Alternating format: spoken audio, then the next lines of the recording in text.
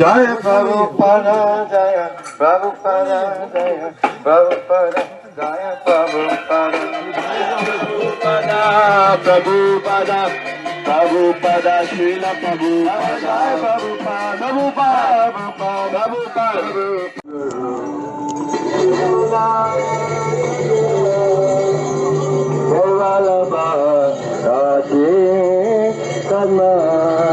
Shri Guru Charana Padma Kevala Bhakti Sadma Mandamwe Savadana Mate Vandamwe Savadana Mate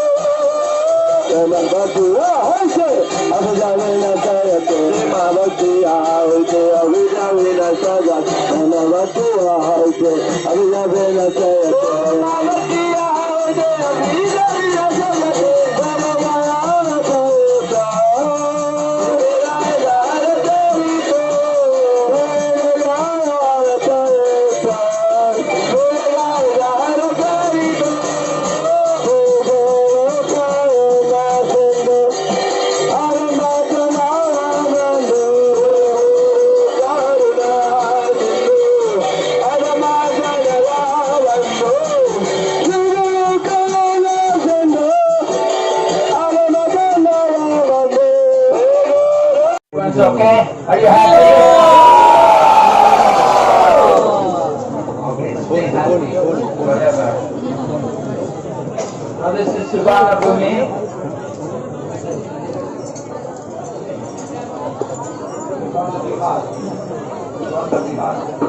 Subhana Vihar. This temple established by Srila Bhakti Siddhanta Saraswati Prabhupada.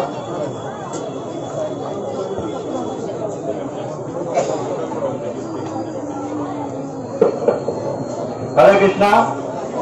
Tamil Bhakta Kodigalukku oru Vinnapam. Tamil FM radio station 105. FM translation 105. Telugu translation 106. Telugu translation. Ruski translation? 90. 95 русский тренировок. We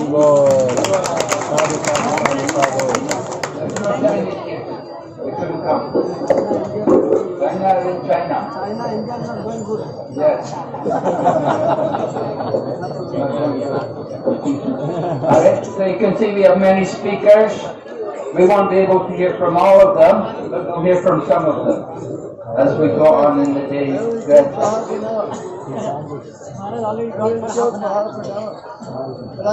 If you were ahead, if you were up with the party, Mahavishnu Swami already spoke for 30 minutes. I didn't tell you about the Veda. I told you about the difference between Madhurya,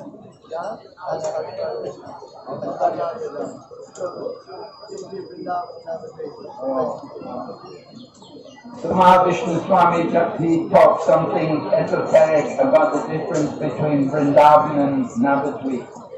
So anyway, we're going to hear, first of all, from Srila Bhakti Purushottam Swami Maharaj.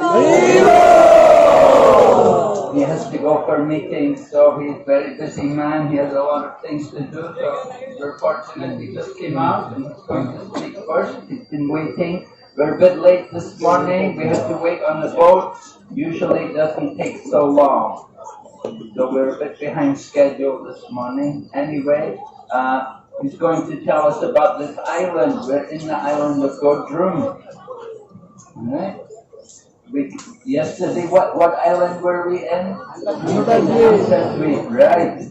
And this island is Godrum Dweep. So Maharaj is going to tell us about this island, and he will tell us also about a place we're going to go to after breakfast. We're going to go to Nishringapali. So Maharaj will be speaking about that.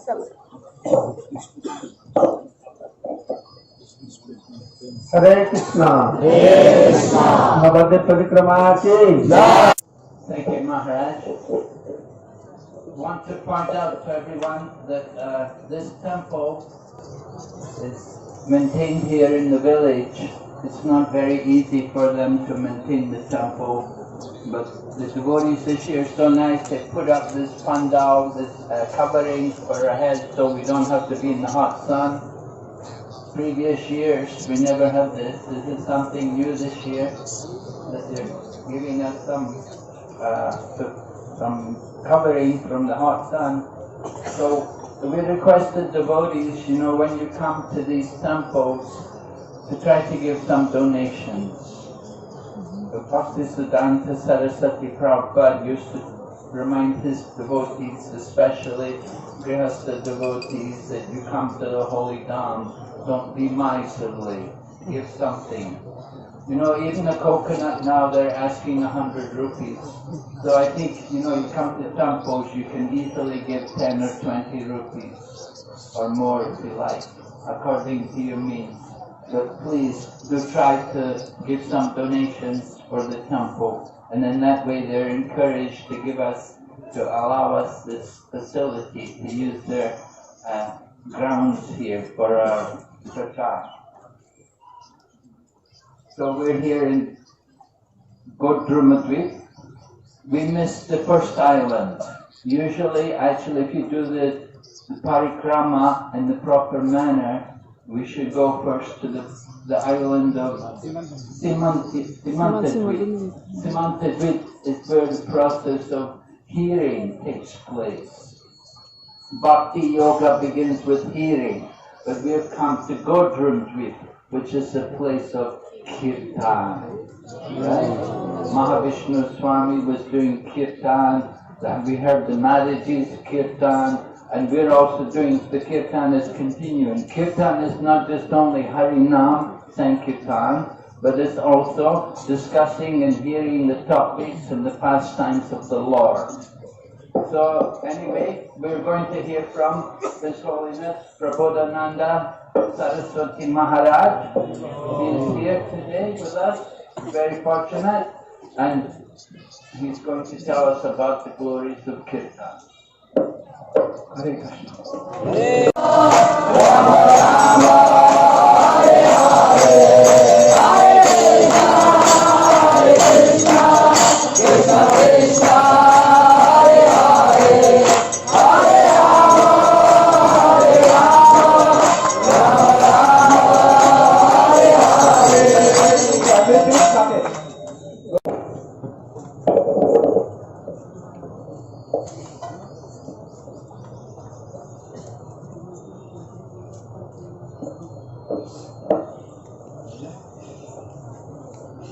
Alright, so on the way here, coming along the road, we passed one of the places of Sri Chaitanya Mahaprabhu's pastime. We didn't go in. It's not our property, it's someone else's property. And, sometimes it's not very convenient to stop every place. But it's an important place of Chaitanya Mahaprabhu's pastime. The Kavichanga Swami Maharaj likes to speak about the pastime. Amgat, right? There was a railway station as we came along. On one side there was a railway track and there's a station there called Amgat. Means mango, right? And the Swami Maharaj. Now, yesterday, how many of you went to Yoga Peeth? Most of you. Not all. Oh, I see a lot of you didn't go. No. That's not. You're supposed to go to Yoga Peeth. You didn't get permission from Lord Shiva. Not good. You have to go to the Yoga Peeth and beg Lord Shiva's permission to enter into the holy Dham. Anyway, they came afterwards. Okay, so in your mind, you have to...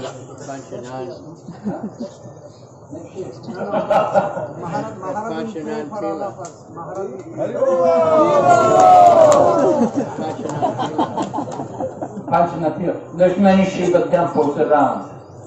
Next where we take breakfast is the Shiva temple there.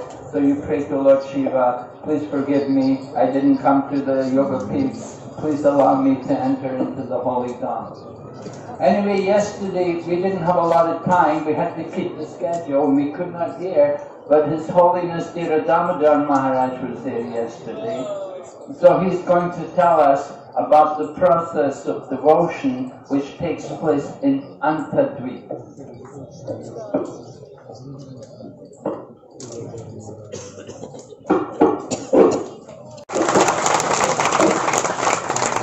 Thank you, Maharaj.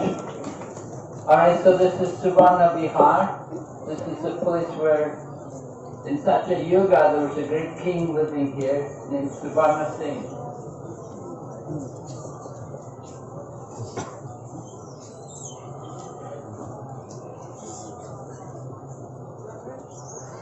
This is the book.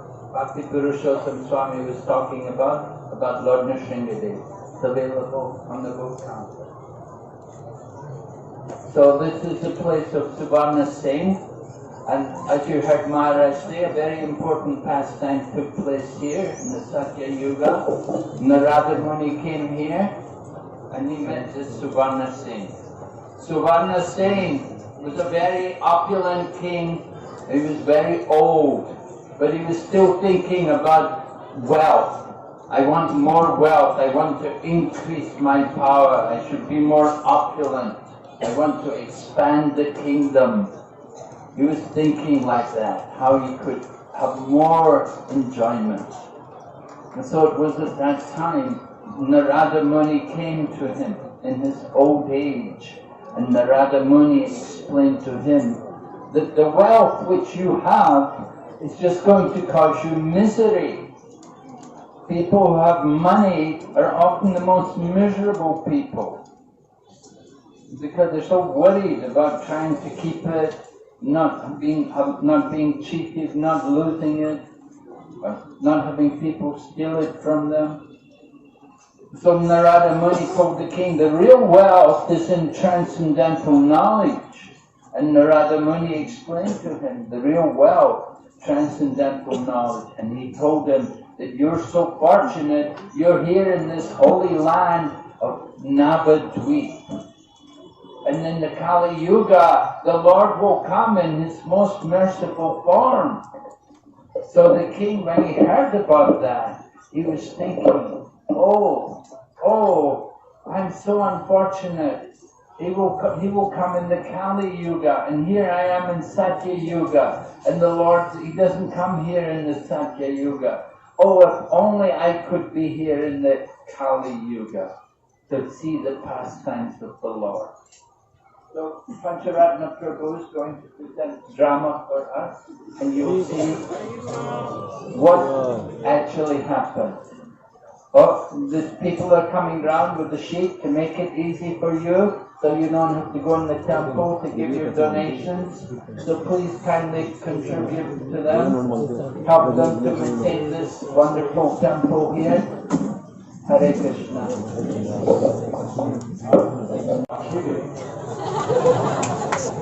Okay, Prabhus, we all have to go now. We're going for breakfast. Next stop. Breakfast. Ready?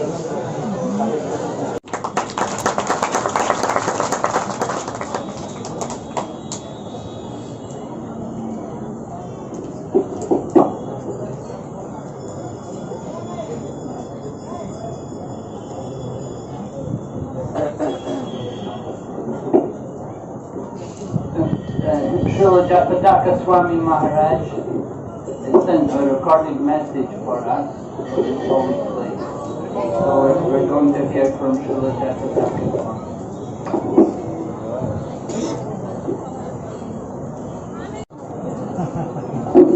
Swami. Just before we have a drama, we just introduce some of the devotees to all of you. For example, here is Pancharatna Prabhu. He's a very senior devotee in Mayapur Dham. He's a Srila Prabhupada disciple.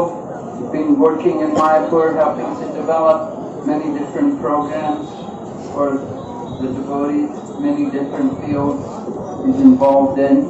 And every year he comes on Parikrama.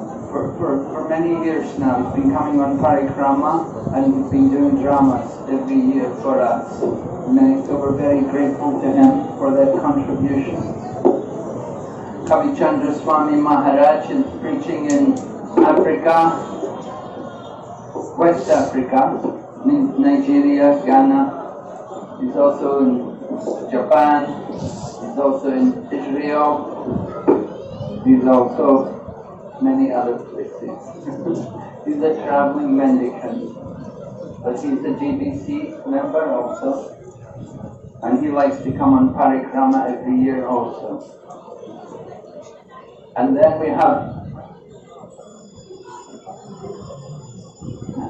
Dhira Damodar Maharaj, another regular participant in Parikrama, giving wonderful lectures, and leading a lot of ecstatic kirtan.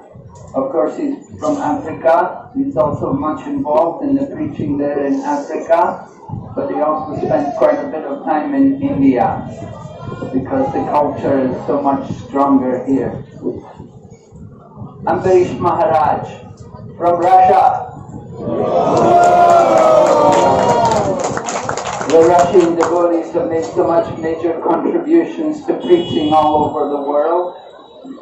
Ambarish Maharaj is one of the Russian sannyasis who speak English. Most of them don't speak English, but he knows English, fortunately. So he comes with us on Parikrama. It's very nice to have his association also. It's very sweet. And this is Sundar Chaitanya Goswami. Originally from Mauritius. He's preaching in Canada as well as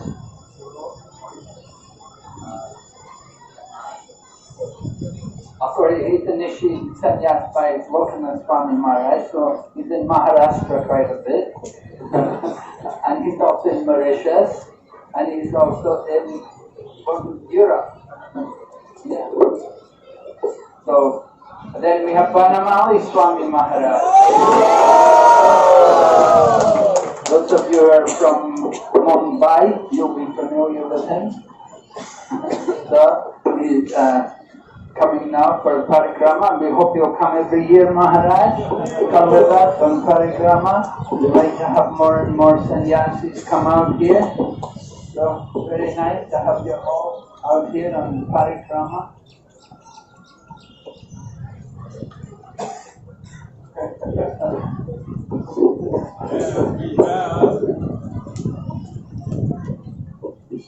Dr. Vinasa Maharaj ki. He has been leading the Navadwip Parikrama for many years now.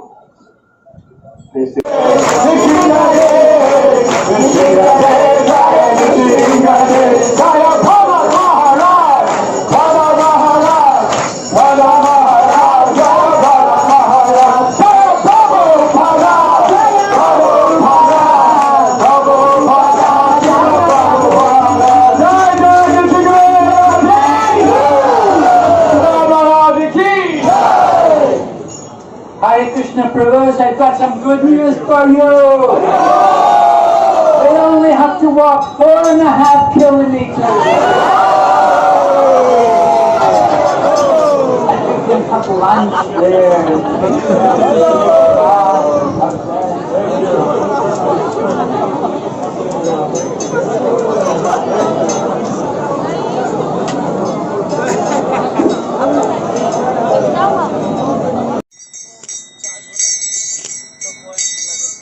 Nama Om Vishnu Padaya Krishna Prastaya Bhutale Srimati Bhakti Vedanta Swami Iti Namine.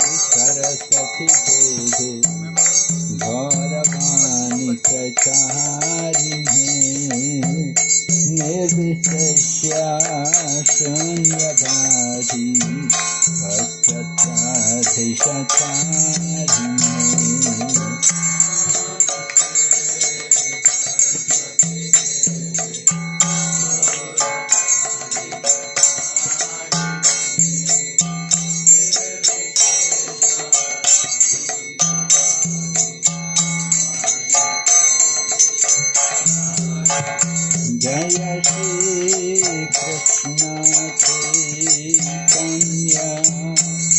Prabhu Nityananda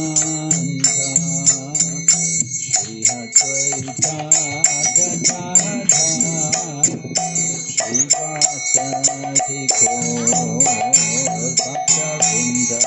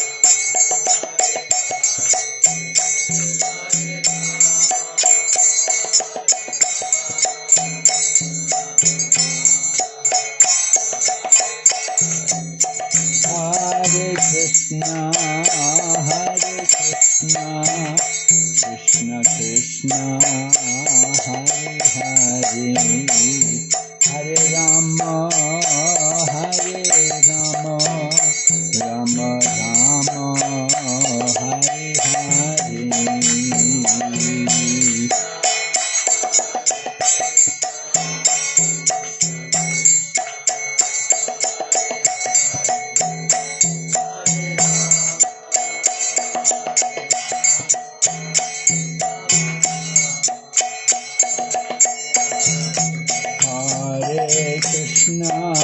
Hare Krishna, Krishna Krishna, Hare Hare, Hare Rama, Hare Rama, Rama Rama, Hare Hare. Krishna Krishna, Hare Hare, Hare Rama, Hare Rama, Rama Rama, Hare Hare.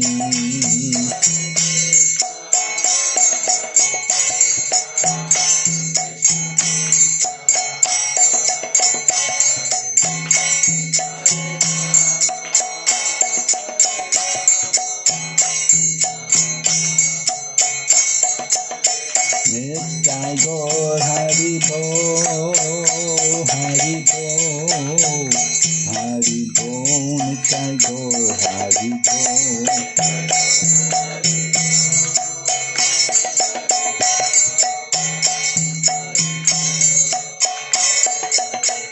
Jai Jai Prabhupada, Prabhupada, Prabhupada, Jai Srila Prabhupada.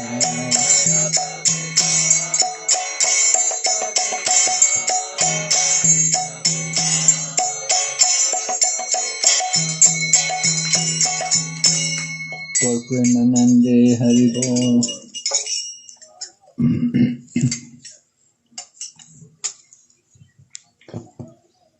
Does anybody have any questions to begin with? I have a question. Yes, what's your question? Yeah. In the mic or? Yes.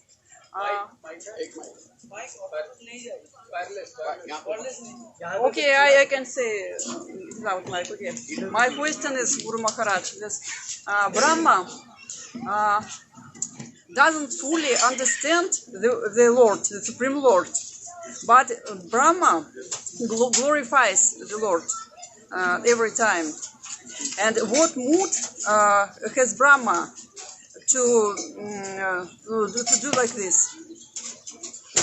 So he cannot understand fully the Supreme Lord, but he glorifies Lord.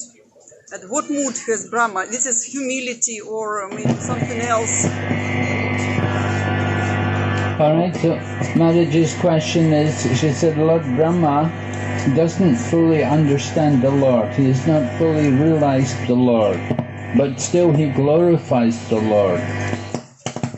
So how should we understand Brahma's mood in offering glorification of the Lord?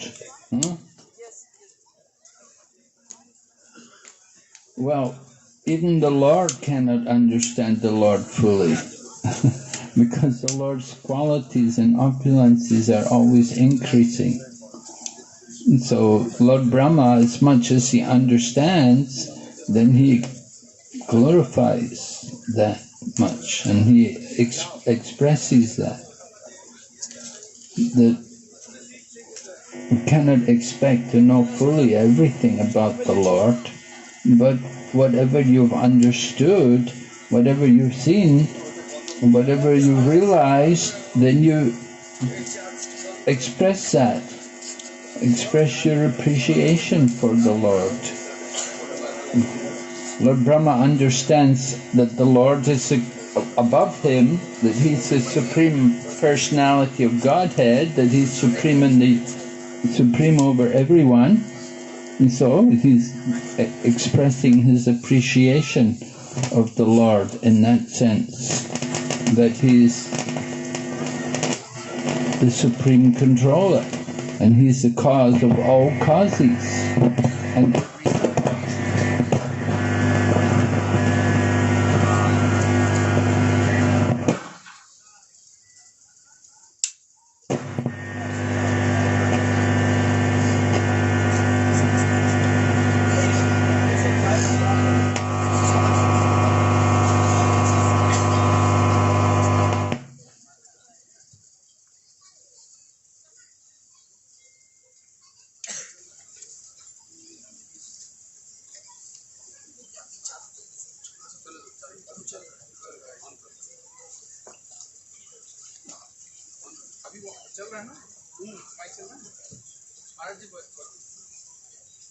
Hare Krishna, Hare Krishna. Is it working? Hare Krishna, Krishna Krishna, Hare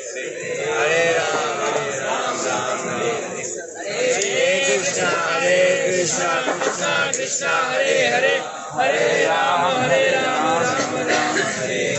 Hare Krishna, Krishna Krishna, Hare Hare, Hare Rama, Ram Hare Hare. Hare Krishna, Krishna Krishna, Hare Rama, Ram Hare Hare. Hare Krishna, Krishna Krishna, Hare Hare, Hare Ram, Ram Hare Hare. Hare Krishna, Krishna Krishna, Hare Hare, Hare Ram, Ram Hare Hare. Hare Krishna, Krishna Krishna, Hare Hare, Hare Ram, Ram Hare Hare.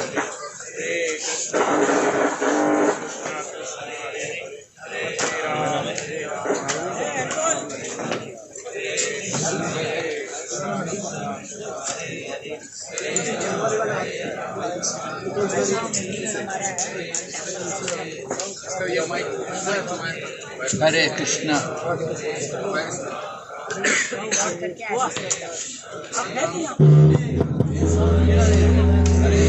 Krishna,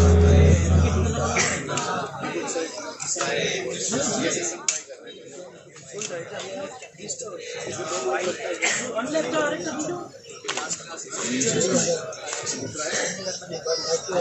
Hare Ram, Ram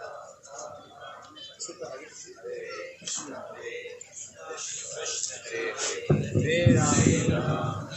Hare Krishna. Hare Krishna, Krishna Krishna, Hare Hare, Hare Rama, Rama Rama, Hare Hare. So we were describing Lord Brahma, how he recognizes Lord Krishna as the supreme controller. We have, for example, the Brahma Samhita, the prayers of Lord Brahma. And he begins, Ishvara Parama Krishna, the Krishna is the supreme controller.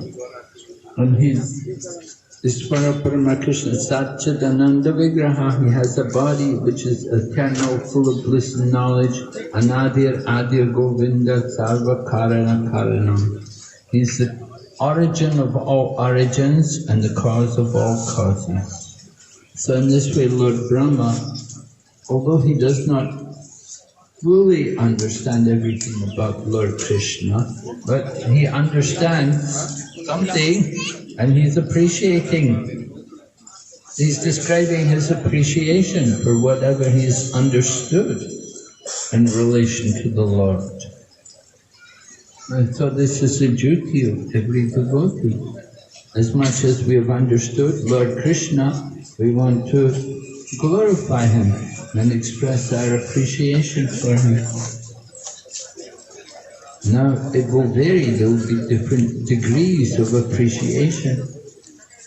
Someone will simply understand the Lord as the creator, and other people will have a more intimate relationship with the Lord. And we see, just like there's different rasas, from neutrality to dasya ras, where one's actually engaging in service for the Lord, and then becoming the friend of the Lord, having a friendly relationship with Him. And then Vatsalya, parenthood, and Madhurya, conjugal love. So according to the degree which the devotee has developed his relationship with Krishna, he will describe that relationship, the loving exchange which he has. But we cannot expect that everyone will be able to realize everything about the Lord and only then glorify Him. It's not that you wait till you're perfect and then you offer prayers to the Lord. Rather, we're encouraged, even in our neophyte condition, we're encouraged to try to offer some kind of prayers to the Lord, to seek His blessings, to seek His encourage. If we want to develop that relationship with Him. I remember when I came to the Krishna consciousness movement in London, we had the deities, there in London, Radha Landanishwara. So Prabhupada had told all the devotees, he said, every week you have to come before the deities and you should sit in front of the deities and you should express your appreciation, a glorification of them, and you should tell them what service you've done in the past week and what service you plan to do in the future. So in this way, Srila Prabhupada was training us, although we're very, very totally new devotees, just coming out of the material world and coming into Krishna consciousness, but Prabhupada immediately wanted us to develop our relationship with Krishna, talking to the deities. Now we think, talking to the, that's like, very great devotee, someone who's on the platform of Raganuga Bhakti or something, he can talk to the deity. Just like in South India, there's the one temple, there was the Sri Vaishnavas were there was one devotee, he was talking to the deities, and the deity was speaking with him.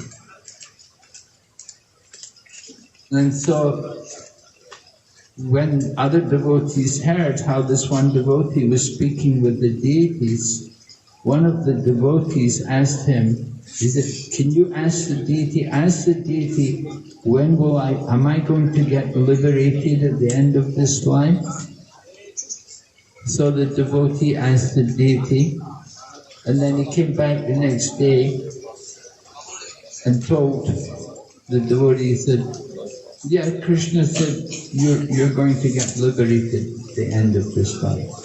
But then the devotee who asked the deity, he thought, what about me? And he went back to the deity and he asked the deity, he said, that devotee is going to get liberated, what about me? The deity said, no, you're not going to get liberated. You only serve me, you don't serve the devotees. You want to get liberated, first you have to serve the devotees and then you can get liberated. So the devotee was very shocked. You can also talk to the deities. You don't have to be a greatly advanced devotee. But we have to have that faith that Krishna can hear.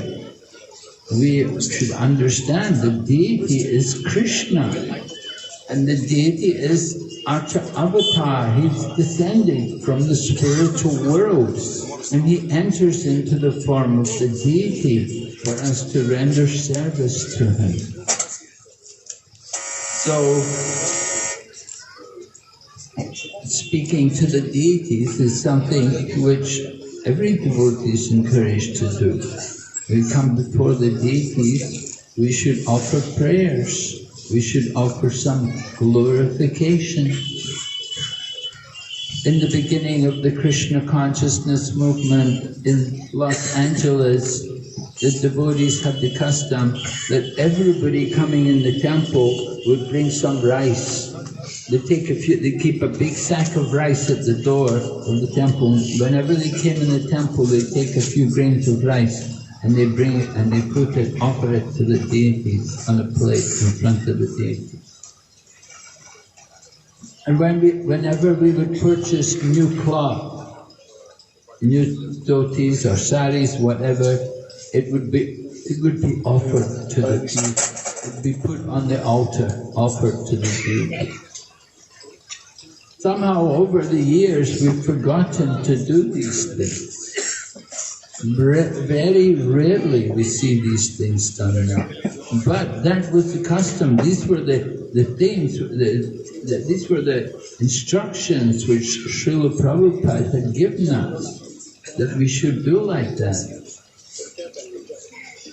So developing our relationship with the deity, understanding that he is the supreme proprietor. Everything belongs to him. And of course, when couple have a child should also be brought and placed in front of the deities. That this child has been brought into the world for the service of the divine couple, Radha and Krishna. All of these activities help us to increase our faith in Lord Krishna and our remembrance of Krishna. So we may not be greatly, of course, we're not great devotees, we're just trying to become devotees. But these principles, these kind of instructions which Prabhupada has given us, they're there to help us to progress in our Krishna consciousness. Where are the questions? They want to change the mic. Can you change the mic?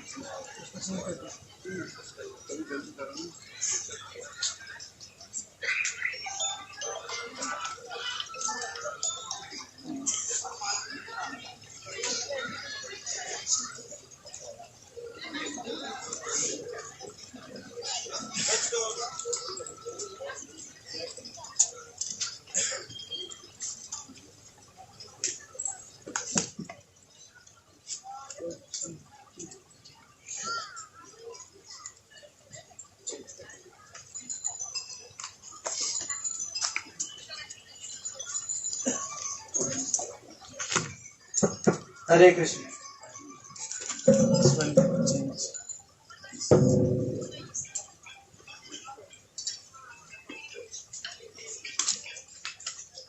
कुछ लगाए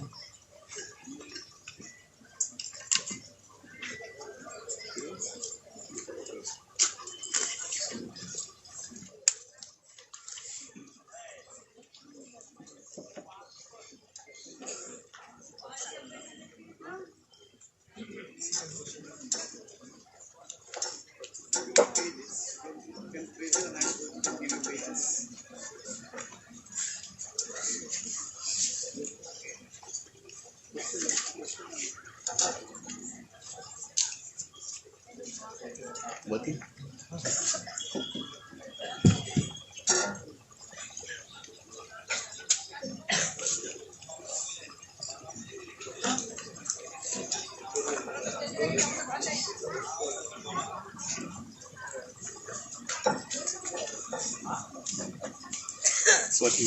All right, thank you. Hare Krishna. Is it working? Yes? Okay, here's the question. Is humility tolerating everything, whether good or bad? So if we tolerate someone's bad behavior, towards us. Isn't that torture towards oneself? And does tolerating bad behavior of someone, is it really humility?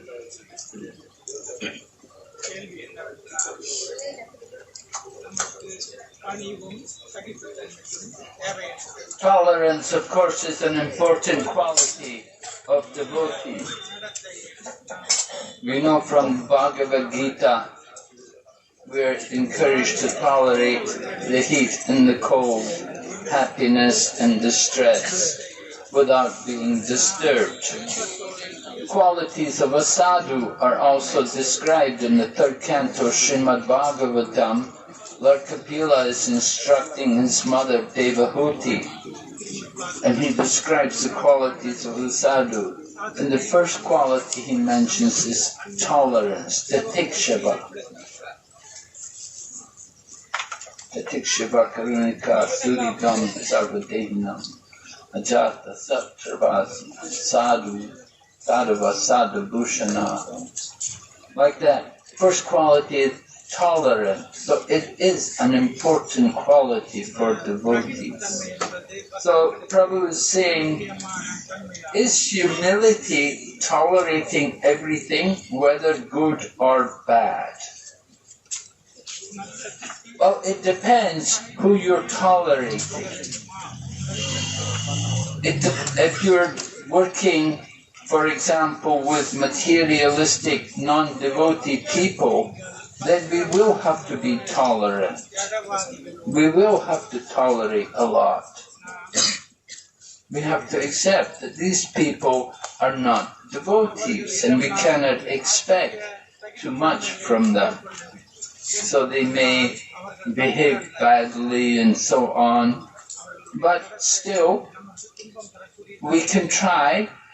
You have to consider, is this person willing to take instruction from you? You say you don't want to tolerate it. Someone said, is it torture? Isn't it torture just to tolerate bad behavior? Well, if it's your own child, then you can be a bit more demanding. And you don't want to have to tolerate a lot of bad behavior from your child. You do want to instruct them to behave properly. But if you're working with other people who are not under your authority and who are not devotees, then you have to be more considerate. You have to consider the circumstances. So it's not the same in every situation. We do have to be tolerant. It's an important quality as devotees. Yeah? What is it?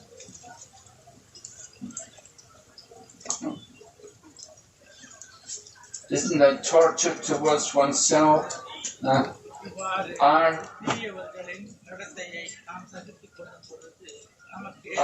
Is one tolerating bad behavior really humility?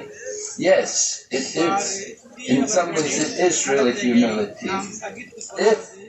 If the people are not devotees, they're not going to take instruction from you, why should you waste your time trying to correct them?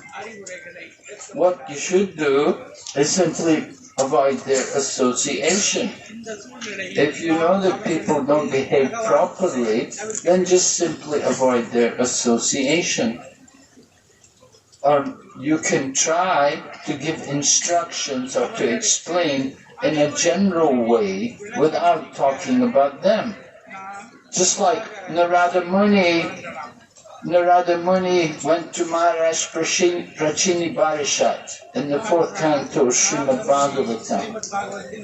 Now he didn't immediately start telling the king, you're in Maya, you're going to go to hell, you're killing all these animals, you're doing all this. And he started telling him about Puranjan. And he explained the whole analogy of Puranjan. And after Prachinibarashan had heard the whole analogy of Puranjan, he understood and he said to Narada Muni, "Hey, this Puranjan is me, isn't it? I'm just like him." And then Narada Muni said, "Yes, right." He got the message. So it takes a lot of expertise. And I mean, we see Narada Muni, how he's very expert and how he deals with different people, how he instructs them. This morning we were in Suvarna Vihar and we heard about Suvarna Sen. And Suvarna Sen was doing so many foolish things in his old age. Although he was so elderly, he was still thinking about increasing his kingdom, getting more money. I had the experience myself. I was doing some Indian preaching in Hong Kong, and I went to this one Marwari gentleman, very wealthy man, elderly man. He had quite a good business with his brothers. They owned hotels in Singapore, and they had a watch factory in Hong Kong, and many people working for them. So I was sitting in his office, and he picked up the phone, and he was speaking to the bank, and he said, "Just tell me what I need to do to make more money." He already had so much money, and his health was terrible. You know, he was diabetic, had heart bypass, and health was in terrible condition. But still, he was just thinking, what do I need to do to make more money? So this is ignorance. There's many people like this. Now, if you try to tell them, you know, Mr. Junjunwala, this is not the way to pass your life, you know, he's not going to listen, you know, he's not ready to listen. You have to consider the field. You have to think how to engage these people, how to try to help them. And it's not, you can just come out as a big teacher and start telling, "You're in Maya, Prabhu, you've got to give this up." You know, you can do that with back to Bob or something, you know, back to Bimal or something. You can say, "Come on, Prabhu, get out of Maya," you know. But, you know, some senior person, you have to use a different strategy teaching you. So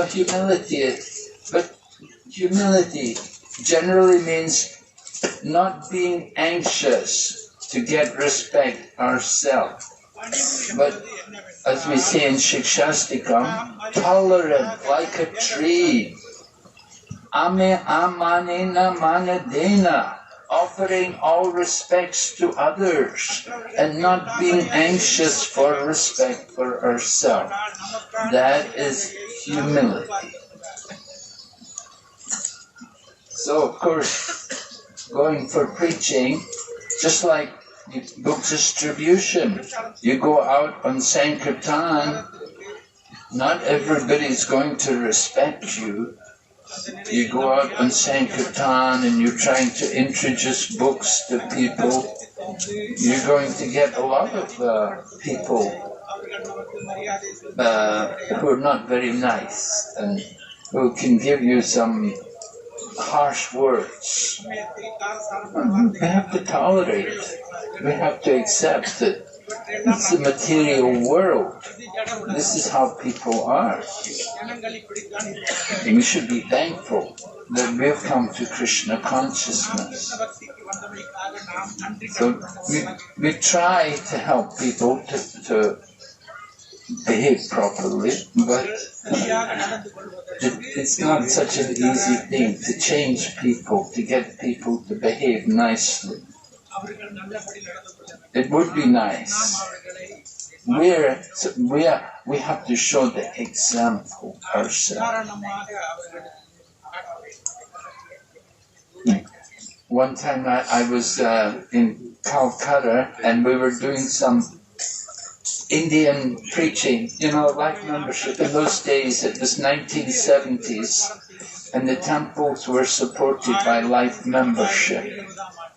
And we would go to people, and tell them about ISKCON and how we're developing the center here. And we would ask them to become a life member. In 1976, 77, life membership was 2,222 rupees. That was quite a lot of money in those days. Today, of course, it's not much. It's much more today. It's more than 10 times that. Right? 30 something. Anyway, in those days, initially it was Garasogara, 1,111. And then it became Vice. Went up. So, but I was with Sridhar Swami. Sridhar Swami, his samadhi is there in Mayapur. He was from Juhu, Bombay. So Prabhupada brought him to Calcutta and put him in charge of the Calcutta temple. He was the temple president. So one time I went with him for preaching. It was a Sunday morning. And we were just going door to door, to people's house. And so we knocked on one door, and the man opened the door, and he closed the door. But when he closed the door, Sridhar carried his danda. He stuck his danda in the door. Stuck his danda right in the door, so the man couldn't close the door.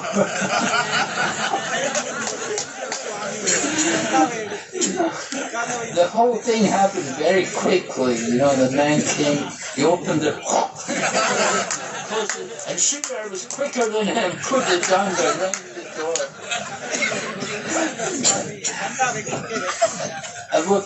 And somehow the man said, "Oh, I'm sorry." And Sridhar just laughed, yeah, it's okay.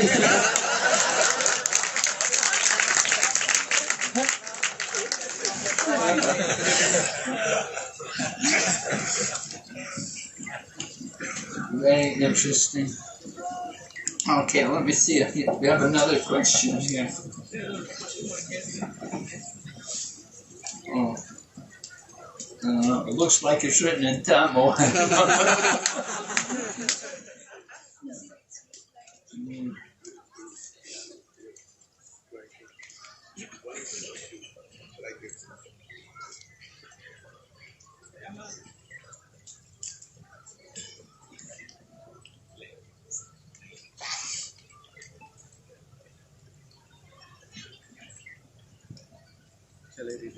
Can you read it?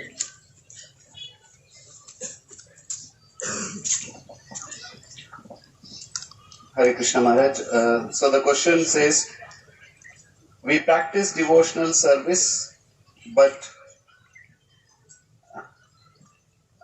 the second part of the question is a little more clear. Become impatient when I try to build relationship with others because nothing is clear, Maharaj. I'm sorry. I'll go to the next question, Maharaj. Okay.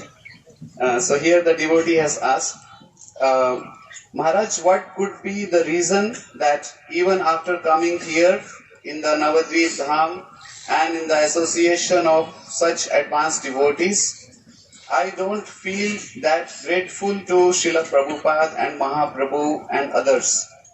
What could I do to feel grateful to them?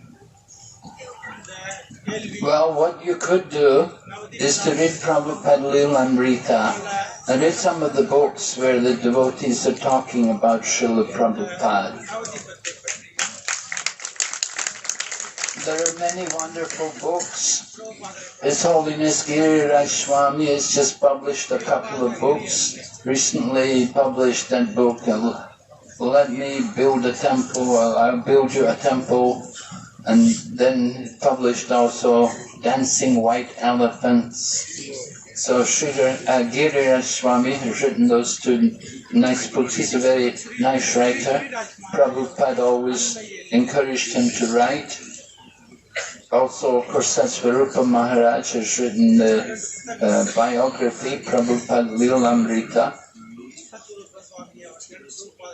And then Mukunda Goswami has written his book, and Shamsundar has written 3 volumes on chasing rhinos with the Swami, all very wonderful books. Mukunda Goswami's book, one devotee described it, he said it's a page turner. He said it's so gripping that you can't wait to turn the next page, it's so exciting. And Shamsundar also has described a lot of wonderful things, I mean things which we wouldn't know, because Shamsundar was the one who was maybe very intimate with Srila Prabhupada. It was Shamsundar who brought George Harrison into Krishna consciousness. And it was Shamsundar who came in, Prabhupada brought him to India when he began his preaching in India. Although he cultivated the relationship with George Harrison, still Prabhupada brought him to India, and he organized the big pandal which they had in Mumbai. He put up the big balloon, huge balloon, just said Hare Krishna, and the whole city of Bombay could see it. It was a balloon, a big balloon filled with helium, and the whole town of Bombay whole city of Bombay was just saying Hare Krishna. Everyone was talking about it. So this was Shamsundar. He was very brilliant. He's a very brilliant person. His how he did things, and Prabhupada could use them. So you want to appreciate Srila Prabhupada more, it means you don't know much about Prabhupada. If you knew about Prabhupada, then you'd appreciate more. And if you read Prabhupada's books, then you can't help but appreciate Prabhupada. So you say you don't appreciate Srila Prabhupada? It means you've not read enough, you've not heard enough. You need to engage more in these activities, hearing, reading the books. Then definitely you develop an appreciation for Srila Prabhupada. And we have now, of course, we have courses like Bhakti Shastri course and Bhakti Vaibhav, Bhakti Vedanta, these courses. They also help you to appreciate more Srila Prabhupada, because in part of the course requires you to recognize Prabhupada's mood and mission. Often we read things, we read Prabhupada's books, but we don't always appreciate what is being said and what Prabhupada's talking about. We just read it, it goes in one ear, out the other. It's just like a reading exercise. But if you study these courses, if you study even Bhakti Shastri, and you learn things about Prabhupada's mood and mission, just like in the preface of the Bhagavad Gita, Prabhupada's mood and mission is brought out there. And you could have read the preface, but you never thought, well, this is Prabhupada's mood and mission. How he was thinking. That he writes that if even one person will become a devotee, then I will consider this mission a success. This was Srila Prabhupada in the beginning of the Krishna consciousness movement. If he didn't even know if he would get the book published. But he was writing like that. If just one person will become a devotee, then this is a success. So you don't appreciate Srila Prabhupada, even though you're coming on the holy Dham. I think you're not being honest. I think you do appreciate Srila Prabhupada. Otherwise, why you would come out here? Come out on the Parikrama and take part in this, going around the island, hearing the kathas, taking part in the kirtans and taking the prasadam. It means certainly you do have faith. maybe you have to have a little more deeper understanding. So therefore I say it will be very helpful for you to do these courses, beginning with Bhakti Shastri. And nowadays, His Holiness Jayapataka Swami Maharaj, as well as other devotees, who are giving initiation, they will request that devotees who want to come for second initiation, they should have completed the Bhakti Shastri course. Without completing the Bhakti Shastri course, then you may just be like an illiterate Brahmana. We don't want illiterate Brahmanas. At least we don't want more illiterate Brahmanas. We've already got people like myself. We want to improve the quality of the Brahmanas. That's the point, you know. If you just think, oh, I've been a devotee 5 years or 3 years or whatever, I want second initiation now. But you may never have read the books. You may never have studied properly. So that's not good. You want to get second initiation, you should study carefully. And then certainly you study these courses with other devotees who are serious in trying to understand the teachings. It's very helpful. It's very, very good to take part in these courses and study first of all Bhagavad Gita, and then go on and study Srimad Bhagavatam and learn to recognize different points which Prabhupada is making. Not only mood and mission, but also about academic integrity. Sometimes different words are given other meanings. What would be an example? Academic integrity. We have to understand what is the proper meaning of these words, how to apply it carefully. So Prabhupada is training us in all of these different things.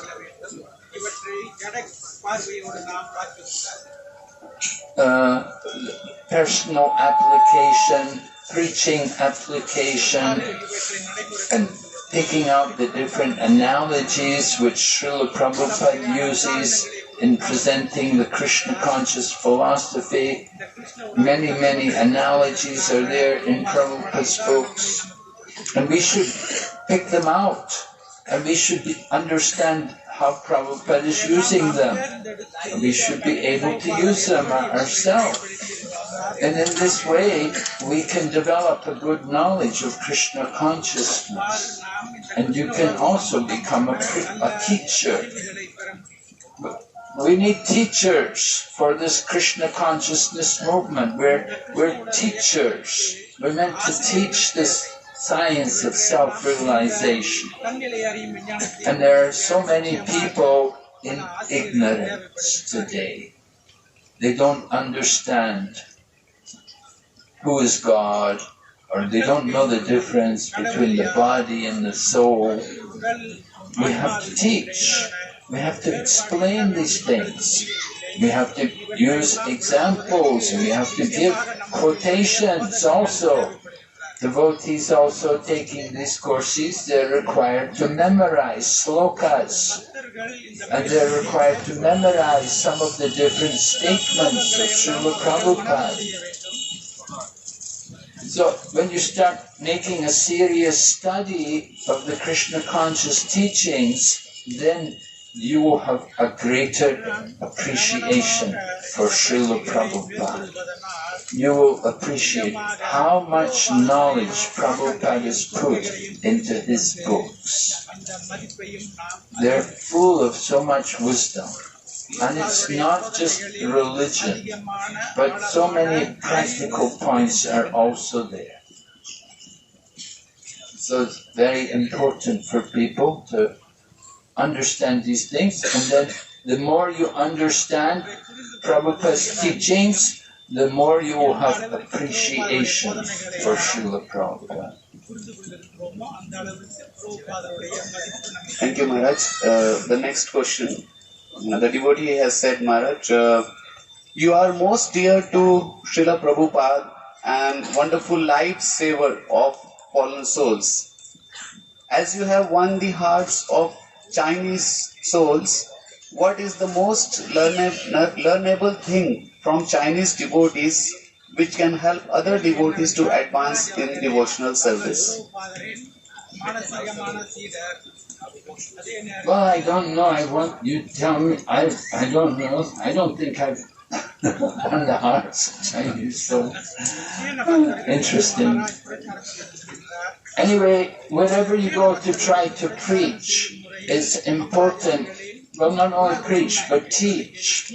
You have to go with the mood of giving. That we don't go, we didn't come to, just like we didn't come to India to get or to take, you know, especially in the 1970s. You know, if you've been around, of course you're all young people, if you've been around in India in the 1970s, you know, it was a different mood, you know, a different place. But devotees came here, we came to India, and we preached, we teached, and we established the centers. We went around meeting people and talking to them and making friends with them and getting them to contribute to the Krishna consciousness movement. And of course, sometimes money came from overseas, just like Vrindavan Temple. The Vrindavan Krishna Balaram Temple, devotees went to Japan, collected money in Japan. Japan was booming in the 1970s. Devotees were doing Sankirtan, and Prabhupada encouraged it. Go there, get the money, and they gave it to Prabhupada, and Prabhupada used it to build the Krishna Balaram Temple, and then later on they also built the Juhu Temple. Prabhupada wasn't getting much money. You can see the donors on the wall in the Krishna Balaram Temple. 50,000 rupees, 1 lakh, you know, not much money. To build a temple costs a lot of money, even in those days. But Prabhupada sent the devotees to different countries, and money was coming from America also. We brought money in to develop the temples here in India in the beginning. Now, of course, you can maintain yourselves very nicely. Now, the situation is very different. India is booming. The economy is very much increased since those days. In the times of Indira Gandhi, it was very different. Everything was made in India. There was nothing imported. People wanted very much to get a pair of jeans from America. Or even a briefcase, a Samsonite briefcase, you know, people would pay a lot of money to get one. Or a nice pen. In the 1970s, it was different. But we came here to give Krishna consciousness. So when you go out for preaching, you have to have that mood that you come to give. You didn't come to take. You want to give. Prabhupada also told the people in America, they said to him, Swamiji, have you just come here to beg from us? Prabhupada said, I have not come to beg from you. I've come to give you what you have forgotten. And Prabhupada told, I have come to give you God consciousness. So Prabhupada had that mood. He didn't think about what will I get. He came to give, and he gave constantly. And Prabhupada himself, he never asked people for money. He just waited, let Krishna arrange it. The money will come, Krishna will do it. He never asked people for money. He just wanted to give Krishna. So we have to have that mood to give. And the more you give, just like Prabhupada was there in New York, he was cooking for the devotees. So also I used to, when I first started going to China, I used to do like that. I used to take a little electric hot plate and I had my stainless steel pot and I'd take some spices and a little ghee and I would cook. I cooked every day for myself. I was staying there. I even took a job there at one point, just so I could be there. So you have to be willing to make sacrifices to try to distribute Krishna consciousness. If you're just thinking about yourself, then it won't work. But the more you care about others, then people will pick up on it. Okay? Thank you, Maharaj. Next question. The devotee has asked, how is it or why is it that Sri Krishna cannot be achieved except through the worship of Gauranga Mahaprabhu?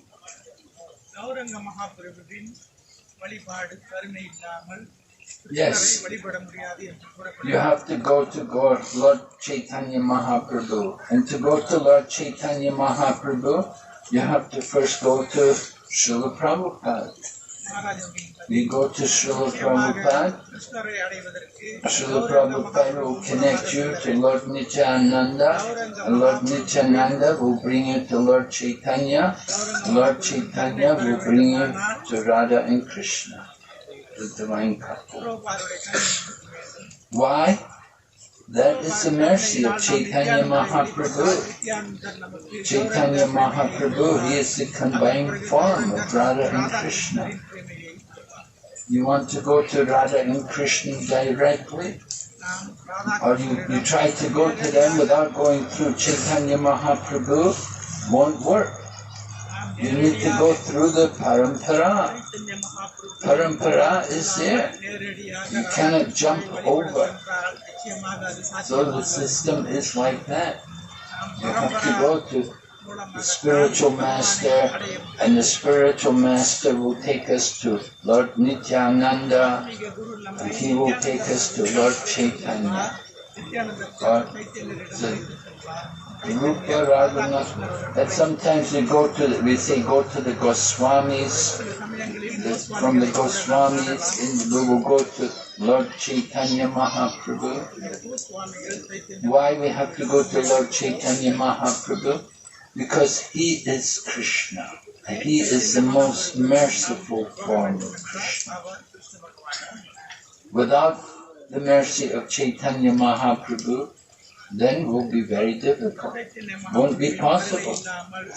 We need to get the mercy of Lord Chaitanya Mahaprabhu. How do you get the mercy of Chaitanya Mahaprabhu? You have to get first the mercy of Lord Nityananda. How do you get the mercy of Lord Nityananda? You have to take up the mission of Lord Nityananda, to engage the Jaghai and the Madhai in Krishna consciousness. You go out and preach to the fallen souls and give them Krishna consciousness. This is Lord Nityananda's mission. And if we take up that kind of work, then you get the mercy of Lord Nityananda. He will bring you to Lord Chaitanya. And Chaitanya Mahaprabhu can reveal Radha and Krishna.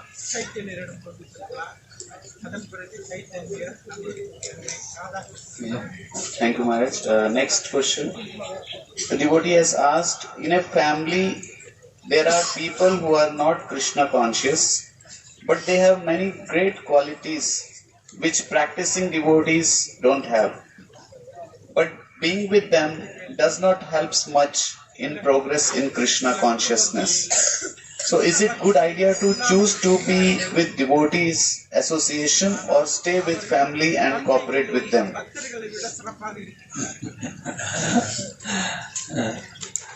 A typical Indian question.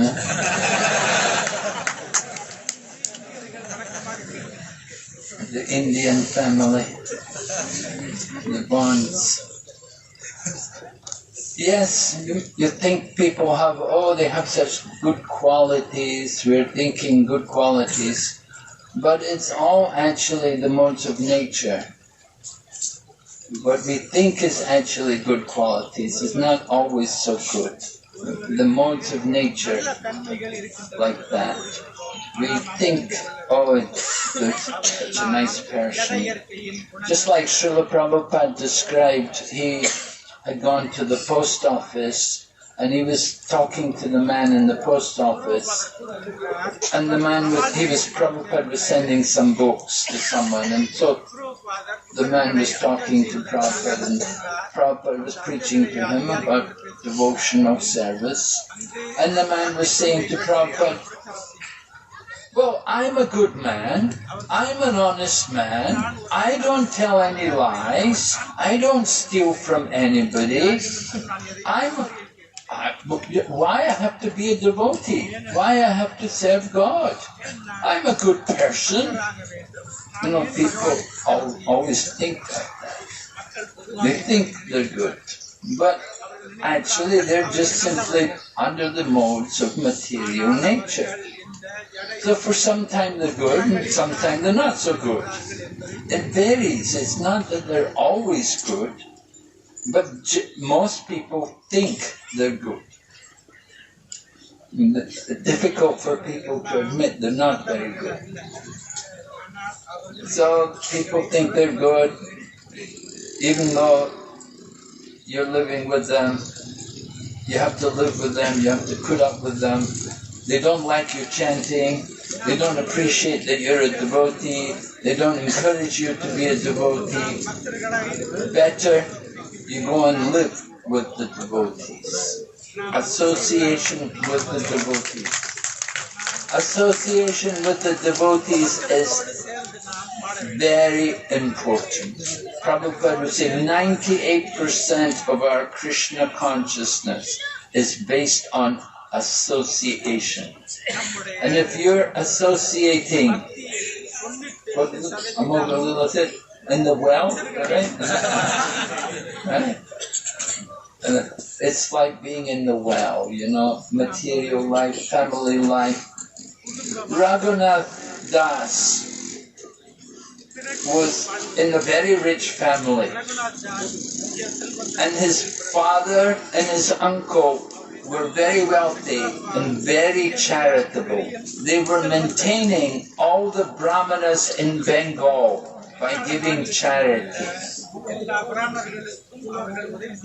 And Raghunath Das wanted to become a devotee. And at first he went to Lord Chaitanya, and Lord Chaitanya sent him home and said, just behave properly, don't be a sahajya, don't take everything cheap. So Raghunath went home, but then later on he met Lord Nityananda, and Lord Nityananda gave mercy to Raghunath. You can go to Panihati and you can see the place where Raghunath Das got the mercy of Lord Nityananda. And Raghunath Das was blessed by Lord Nityananda that soon you will get free from your material life. And it happened, Raghunath finally was able to escape. Although many times he tried, he'd never been successful, but this time he was successful. And he got to Jagannath Puri, and then Swarup Damodar brought him to meet Lord Chaitanya Mahaprabhu. And Lord Chaitanya Mahaprabhu knew he was Raghunath. He was from this family, Haranya and Govardhan Majumdar, who were maintaining all the brahmanas in Bengal. They were so wealthy, so pious. And here's Raghunath come to join them. What did Lord Chaitanya say? He said, you know, you were like an animal who'd fallen in a hole where people pass through. You were living in that situation. You are so lucky to get free from it. Very rare that an animal who falls into that will ever escape. So you're very, very lucky that you could get out of that material entanglement. So Lord Chaitanya encouraged him to stay with the devotees. And of course Raghunath did. And he went on later on, for some time he was in Jagannath Puri, then after Lord Chaitanya disappeared from the world, then he went to Vrindavan and he stayed with Rupa and Sanatan, and he developed Radhakund. He did great service. But you stay in the family just like Chaitanya Mahaprabhu. He left home at 24. He had a wife. He had a young wife. Very devotee, loving wife, and a very nice mother. The mother was not always nagging at him and complaining, oh, get a job, you're going to do this. But the mother was Mother Sachi, very perfect mother. Chaitanya Mahaprabhu left. Why did he leave the home? To deliver the world. Not because he knew if he just stayed at home, he couldn't do so much. If you just stay at home in family life, then very restricted, very limited what you can do. But if you take up Krishna consciousness fully, so Prabhupada writes, if you read the Srimad Bhagavatam, 6th canto, you can read about how Indra needed a weapon to kill Vritasura. So he was offering prayers to the Lord, and he was asking the Lord to kill him.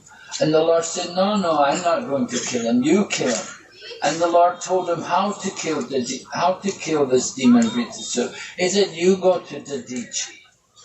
And he said, Dadichi's body is very rich in austerity and detachment. He will give the bones from his body and you can make the thunderbolt weapon.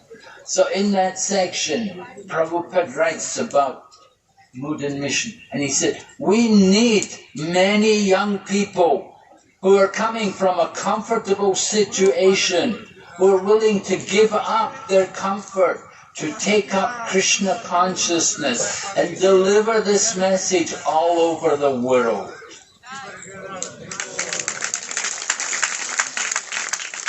Alright, how many want to sign up? How many are ready to sign up? We need all of you, right, to join the Krishna consciousness movement.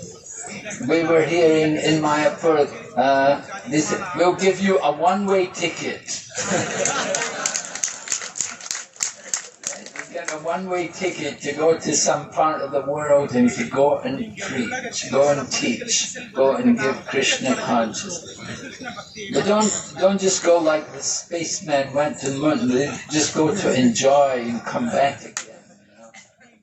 Sometimes people do that. We see the Buddhist monks, they become a monk for a few months or a year or something, then they go back into family life again. Okay, they get some purification for some time. But we need devotees to give their life to preach Krishna consciousness, to teach. That's what's needed. So Dadichi gave his life. He gave the bones. He said, yeah, it's for a good cause. I should do it. Etavas janma sapoyam dehinam eha deheshu praner arter diyavaja shreya acharanam sada. It is the duty of all living entities to sacrifice their life, their wealth, their intelligence, and their words for the service of others. We're not meant to be selfish. We're meant to be selfless. You get it? Not selfish, selfless. We don't care about ourselves. We care about others. That is the Krishna consciousness mood. So we're trying to cultivate that kind of mentality. We want to become dedicated to giving Krishna consciousness. And it's very difficult if you have to live with materialistic people. To live with materialistic people, it's very difficult. For some little time you can do it, but you cannot just simply remain in that condition. You have to think how to get out of that situation. Sometimes it may mean you get married. Marry a devotee woman and then you make your own home, rather than live with people who are not devotees. You enter into family life, then make your own home. You don't have to stay in the home of people who are not devotees. Yeah, come on. Yeah. Why is it? Jody.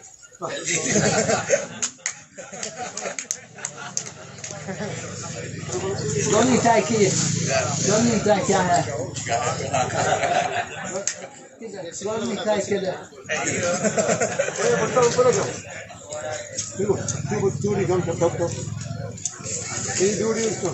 Okay, Hare Krishna. Srila Prabhupada ki.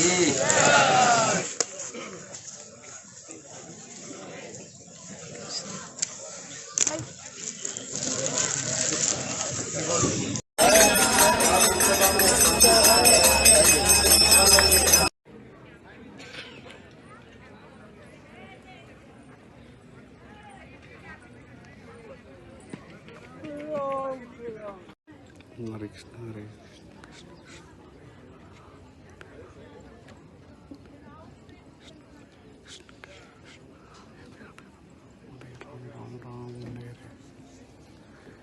Krishna, Hare Krishna, Krishna Krishna, Hare Hare, Hare Ram, Hare Ram, Ram Hare Hare. Hare Krishna, Krishna Krishna, Hare Hare, Hare Ram, Hare Ram, Ram Hare Hare. Hare Krishna, Krishna Krishna, Hare Hare, Hare Ram, Hare Ram, Ram Hare Hare. Hare Krishna, Krishna Krishna, Hare Hare, Hare Ram, Hare Ram, Ram.